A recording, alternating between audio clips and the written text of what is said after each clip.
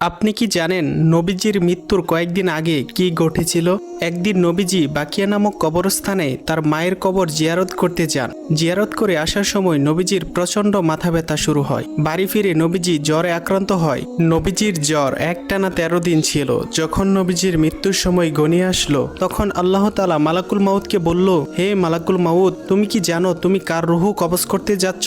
সে হলো আমার প্রাণের বন্ধু। তাকে সৃষ্টি না করলে আমি দুনিয়া সৃষ্টি করতাম না। আমার বন্ধুর সাথে বেয়াদবি কইরো না। আমার বন্ধু যদি অনুমতি দেয় তাহলেই তার রুহু কবজ করবে, নয়তো আমার কাছে ফিরে আসবে। তখন মালাকুল মউত নবীজির ঘরে উপস্থিত হলো এবং নবীজিকে সালাম করে বলল, হে আল্লাহর নবী, আমি মালাকুল মউত। আমি পৃথিবীর সকল প্রাণীর রুহু কবজ করি, কিন্তু কখনোই কারো কাছে অনুমতি চাইনি। কিন্তু আজ আল্লাহ তাআলা আপনার অনুমতি নিয়ে রুহু কবজ করতে বলেছেন। আপনি যদি অনুমতি দেন তাহলে আপনার রুহু কবজ করব, নয়তো আল্লাহ তাআলা ফিরে যেতে বলেছেন। তখন নবীজি অনুমতি দিলেন